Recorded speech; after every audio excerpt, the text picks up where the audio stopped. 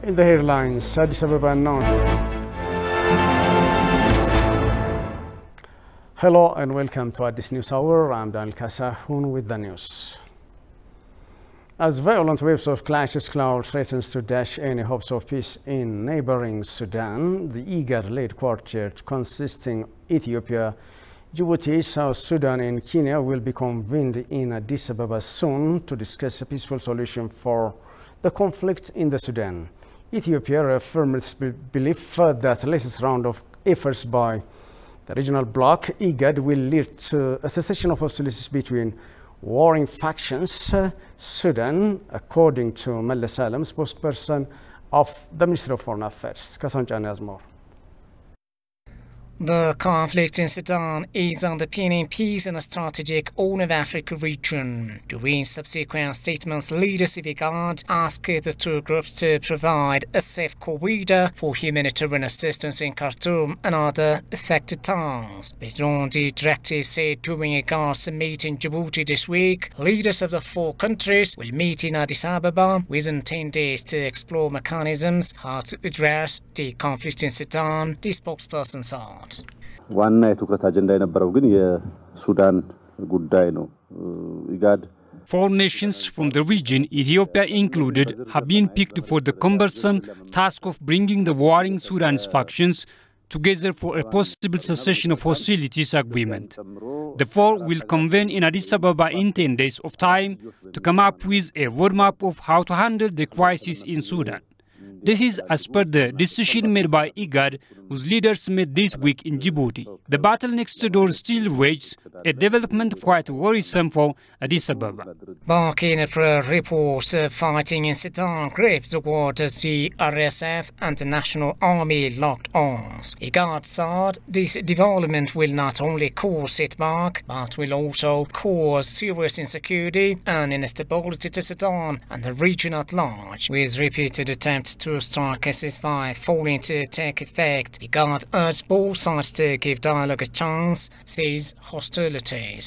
የኢጋድ የመሪዎች መደበኛ ስብሰባ ክቡር የፌዴራል ጠቅላይ ሚኒስትር ዶክተር አብይ አህመድን ጨምሮ Member states of the Intergovernmental Organization for Development held in Djibouti have reached a common position on the way to solving the Sudanese crisis.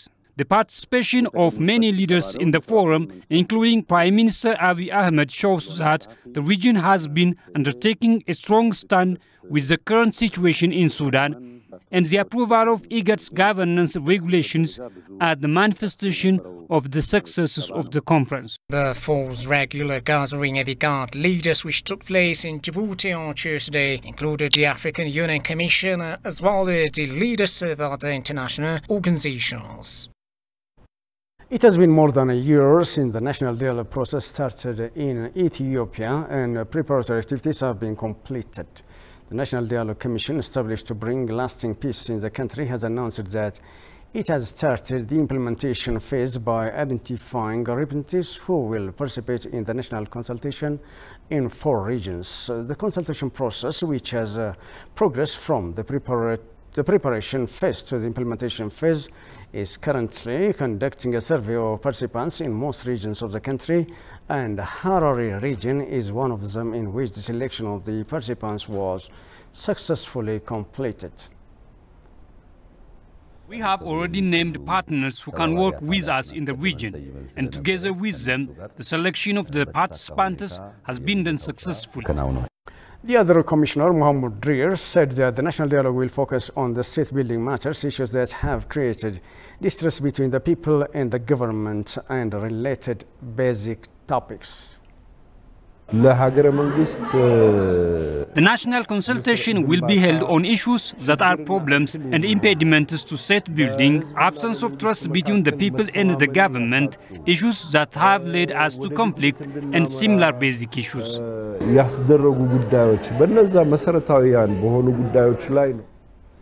And residents of the region who attended the program for the selection of participants said that the national consultation should be conducted in calm and peaceful manner, as it will decide the future of Ethiopia.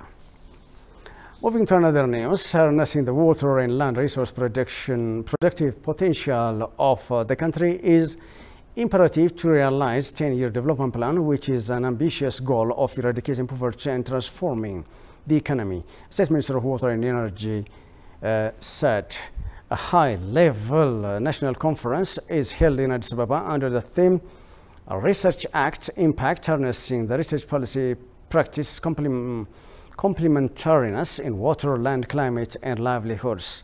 At the conference, the Water and Land Resource Center at Addis Ababa University presented the activities it has carried out on transformative research and innovative development action for sustainable development in the country. On the occasion, State Minister of Water and Energy stated that the government of Ethiopia has developed a 10-year development plan with a view to eradicating poverty and transforming the country. Vice President for Research and Technology Transfer at the Addis Ababa University, Professor Matike Mola, said that the project empowers the community with knowledge, economy and livelihood which can contribute to land protection.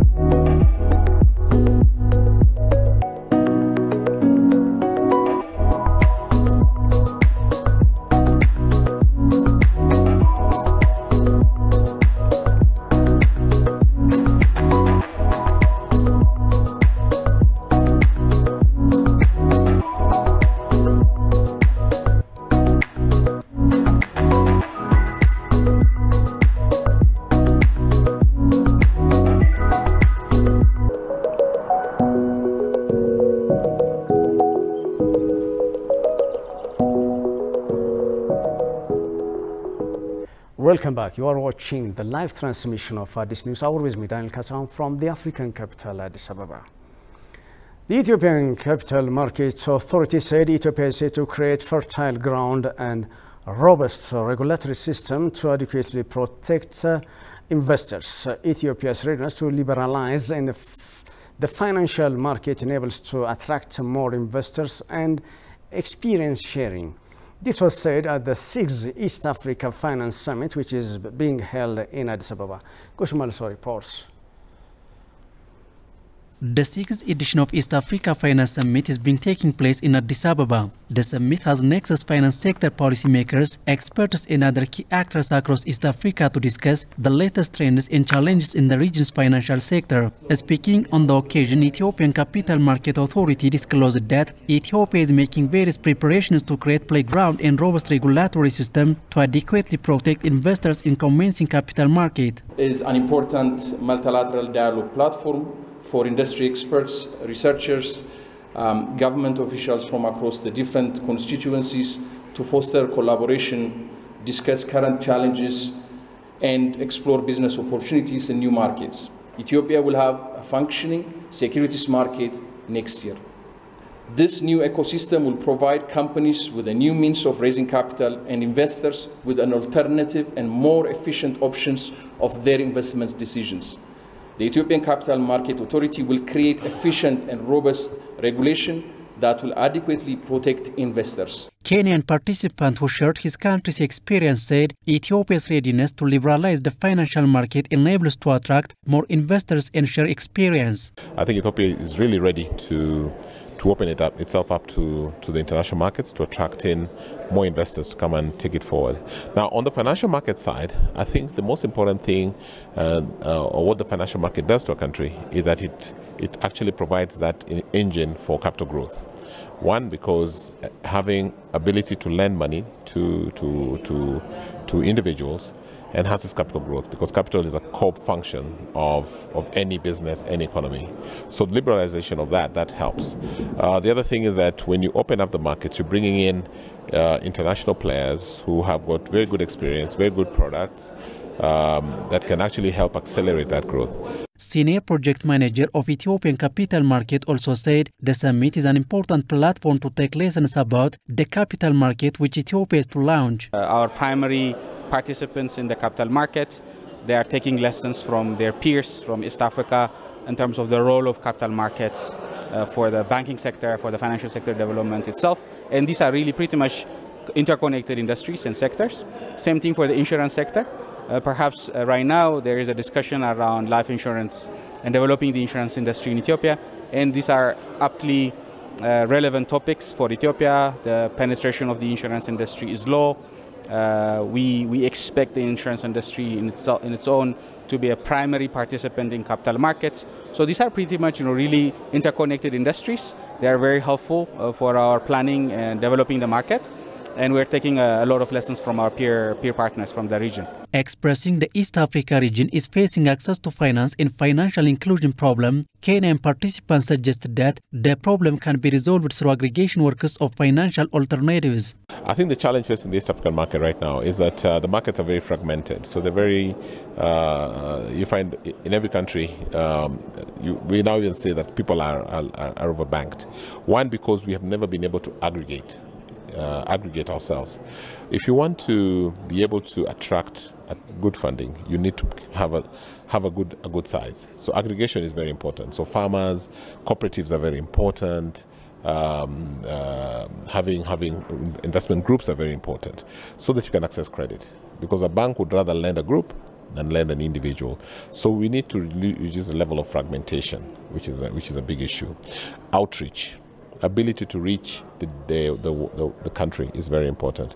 The event, which deals with regional integration, innovation and access to finance, stay active till Friday. Welcome back. You are watching at this news hour. Canadian Ambassador Stephen Jobin vowed to elevate the relations and commended the peace consolidation efforts of the government of Ethiopia in light of the full implementation of the Pretoria Peace Agreement. Ambassador Misganu Arega, State Minister of Foreign Affairs of Ethiopia, yesterday hosted at his office Ambassador Jobin and conferred on bilateral and multilateral issues of mutual interest. This according to the Ethiopian Minister of Foreign Affairs. Ambassador Misganu stated on his part that Ethiopia and Canada enjoy strong bilateral relations and reassured the Canadian envoy of Ethiopian government's continued commitment to further bolster the ties, especially in the areas of trade, investment and political consultations between Ethiopia and Canada.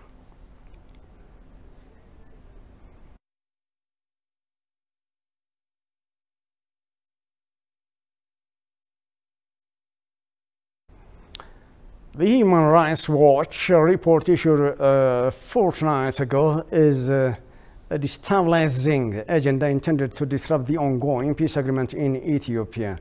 An American journalist who visited the area stated in the report noted. The American journalist Jamal Countess told ANA that the Human Rights Watch and other international human rights organizations have reportedly failed to employ proper working procedures during investigations. According to him, the Human Rights Watch latest sensational report containing a litany of allegations of grave human rights violations is solely a compilation of phone reports. These people are doing phone reports from other countries and adjacent countries with people who may or may not exist, but they had the opportunity to go to these places the same as I did.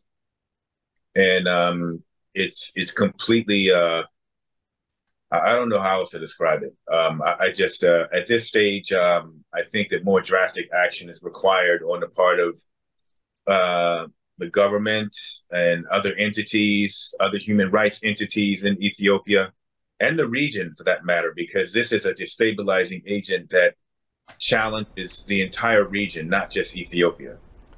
As he had witnessed the facts on the ground, Countess rejected the latest Human Rights Watch report that has basically reversed the circumstances. The American described the report as a statement employed by a destabilizing agent. So it's obvious and it's blatant. And because it's so blatant and nobody's really calling these organizations on it, they just think they have free reign to spew anything they want. And that's why I'm saying I think it needs to be a collective African effort. Multiple countries and other players just need to start to call this out and force change, because this can't go on like this.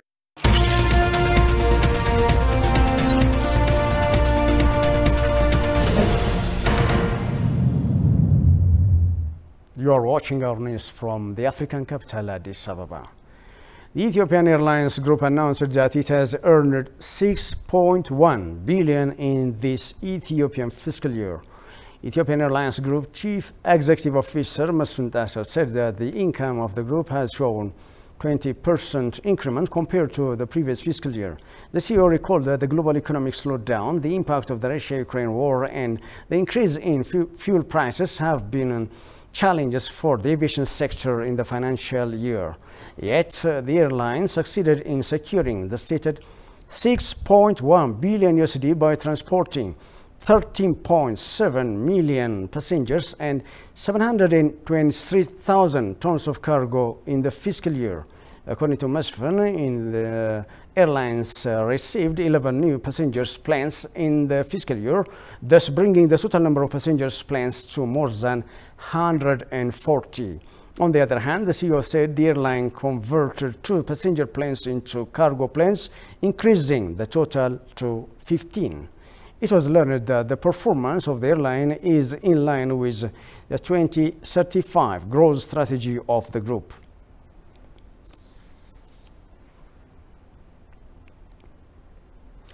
Asia and Africa Director for World Coffee Research, Craig Kraft, said Ethiopian coffee occupies a special place globally as the country is the birthplace of coffee with incredible diversity which every company wants to purchase. In an exclusive interview with the Ethiopian news agency, Kraft noted that, open quote, Ethiopian coffee occupies a very special place globally. As the birthplace of coffee, there is incredible diversity and quality of Ethiopian coffee that every company wants to purchase and every coffee drinker around the globe wants to drink. Close quote. Citing that there is a lot of varieties of coffee in Ethiopia, Kraft says that the future of Ethiopia's coffee is bright, but there is a need for a lot of innovation on how Ethiopian farmers access the global market. Director of Crop Research at the Ethiopian Institute of Agricultural Research, Taye Tadesse, for his part, said Ethiopia is a country with huge genetic resources for a number of crops, and coffee is one of the crops to use the genetic resource. In order to meet the challenges posed especially by climate change and shifting of the global market, accelerating innovation on breeding of improved coffee varieties is a must to ensure coffee's continued success in Ethiopia, it was indicated.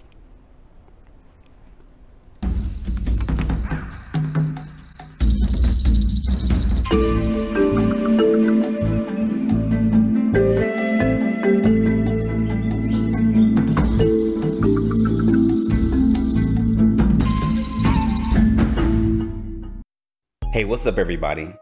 Today I'm going to take you on a tour of the vibrant city of Freetown, Sierra Leone. Let's go.